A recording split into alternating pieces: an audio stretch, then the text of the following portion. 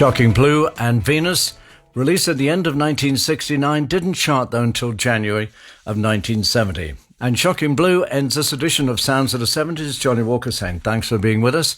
And thanks as always to our production team, Liz Barnes, Johnny California and Jack Butler.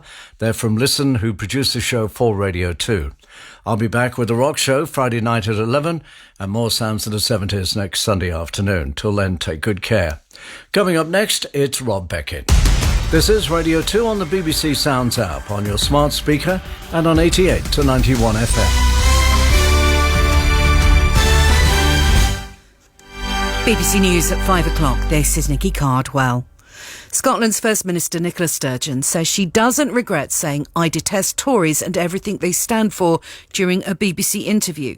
Speaking on the same programme Sunday with Laura Kuenssberg, the Cabinet Office Minister Nadhim Zahawi described the language she'd used as dangerous. But this afternoon, Ms Sturgeon told the BBC she'd been referring to Conservative policies, not members. The biggest debate in the Tory party right now is about whether or not they're going to take money from the lowest income people, effectively to give it to the rich. I was not referring to individuals, or certainly not to people who vote Tory, but I was referring to Tory policies and values that do a lot of damage. Do you regret your choice of words? No. Pope Francis has offered his condolences to residents of a village in County Donegal, where 10 people were killed on Friday in an explosion at a petrol station. A 5-year-old girl and her father were among the victims of the blast in Creeslow. Dr Jerry Lane, who coordinated the emergency response to the explosion, described the immediate aftermath to the Irish public broadcaster RTE. The building was inherently unstable. I saw people in shorts and flip-flops wrenching corrugated iron off the canopy.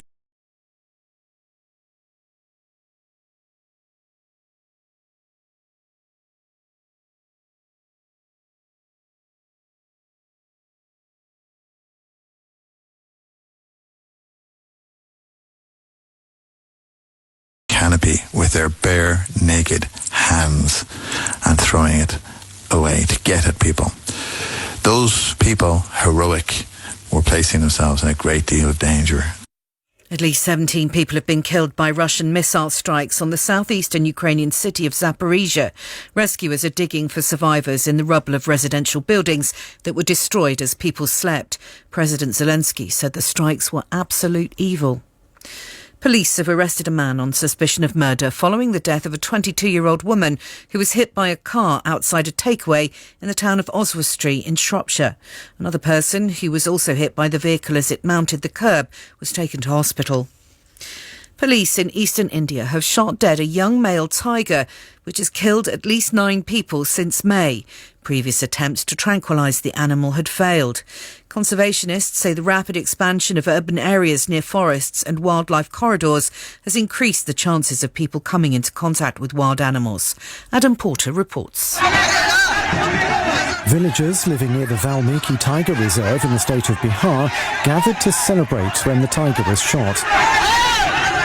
Only yesterday, the animal, known as the man-eater of Champaran, had killed an 8-year-old boy and his mother, and residents had stopped going out in the evenings because they were too frightened. 200 forestry workers, including trackers on elephants, were involved in the hunt for the tiger, which is thought to have been 3 or 4 years old. And the weather, rainy in much of England and Wales overnight, clearing in Scotland and Northern Ireland.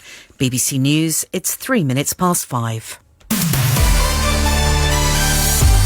Orna's here now with the traffic and travel news. Nikki, thank you. It's been wet and windy in some places, but at the moment you can use the rest and be thankful. The A83, there is a convoy system in operation between the A814 at Helensburgh Turn and the Viewpoint, but it does take you a little bit longer, that's all. North Wales, the Britannia Bridge, it has warnings on it, but you can use it. It's speed limit there at the moment on the A55. Lancashire Quay still there on the M6 heading south from 31 at Samlesbury down to the M61. That's where there was an accident. It's left traffic delays. The M61's all clear now. The M56 is closed for weekend work until tomorrow between 11 at Prestonbrook and 12 at Runcorn. The queues are still there on the A557. And in Berkshire, the M4 is also closed for weekend work. At Reading, it's 11 at Reading to junction 10 at Wokingham. There was a breakdown in the queue as well, backing up to junction 12 at Thiel. Heavy on the A33 and the A329 as a result of traffic diverting. And the M4, the elevated section heading into London, still very slow around junction 3 at Hayes to 2 at Brentford.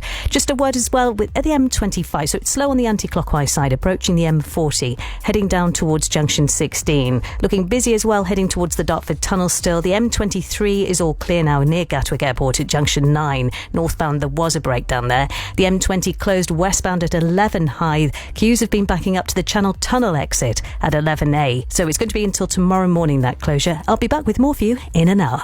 On the BBC Sounds app, on your smart speaker, and on 88 to 91 FM. Now, Rob Beckett. BBC Radio.